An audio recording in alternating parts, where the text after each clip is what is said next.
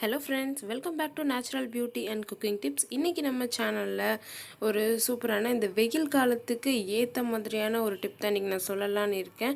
அதாவது oil bath வந்து எப்படி எடுத்துக்கணும், ஆயில் பாத் எடுக்கிறனால நமக்கு என்ன யூஸஸ், அதாவது ஆயில் பாத்தோட பயன்கள் என்ன, அதுக்கப்புறம் ஆயில் பாத் எண்ணெய் குளியலுக்கு அப்புறம் எதெல்லாம் வந்து பண்ணக்கூடாது அப்படிங்கிற எல்லாத்தையுமே தெளிவாக இந்த வீடியோவில் உங்களுக்கு நான் சொல்ல போகிறேன்.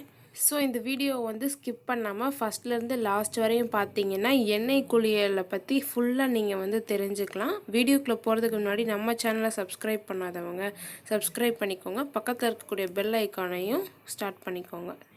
எண்ணெய் குளியலுக்கு எந்த எண்ணெய் பயன்படுத்தலாம்னா நல்லெண்ணெய்ங்க. நல்லெண்ணெயை வந்து உடம்புல உச்சந்தலையிலேருந்து உள்ளங்கால் வரை நல்லா தடவிட்டு மசாஜ் பண்ணுங்கள். அதே மாதிரி எண்ணெய் தடவின உடனே வந்து குளிக்கக்கூடாது. எண்ணெய் தடவிட்டு ஒரு அரை மணி நேரத்துக்கு அப்புறம் தான் வந்து குளிக்கணும். வெதுப்பான நீரில் தான் குளிக்கணும்.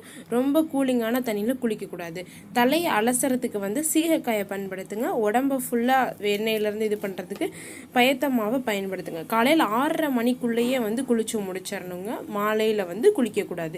அடுத்து எண்ணெய் குளியலோட பயன்கள் என்னன்னு பார்த்தீங்கன்னா, இந்த வேர்க்குரு, தேமல், அந்த மாதிரி பல சரும பிரச்சனைகள் இந்த வெயில் காலத்தில் நிறையா வரும். அந்த மாதிரி எதுவுமே வந்துட்டு வராமல் உங்கள் சருமத்தை சுத்தமாக பாதுகாக்கிறதுக்கு இந்த எண்ணெய் குளியல் வந்து பயன்படுதுங்க.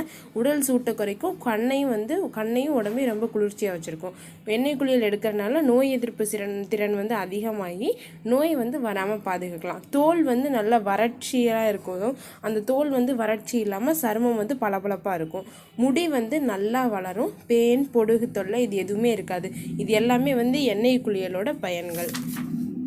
அப்புறம் எதெல்லாம் எண்ணெய் குளியலுக்கு அப்புறம் செய்யக்கூடாதுன்னு பார்த்தீங்கன்னா, நான்வெஜ் வந்து சாப்பிடவே கூடாதுங்க. சுத்தமாக அன்றைக்கி வந்து நீங்கள் நான்வெஜ் சாப்பிடக்கூடாது.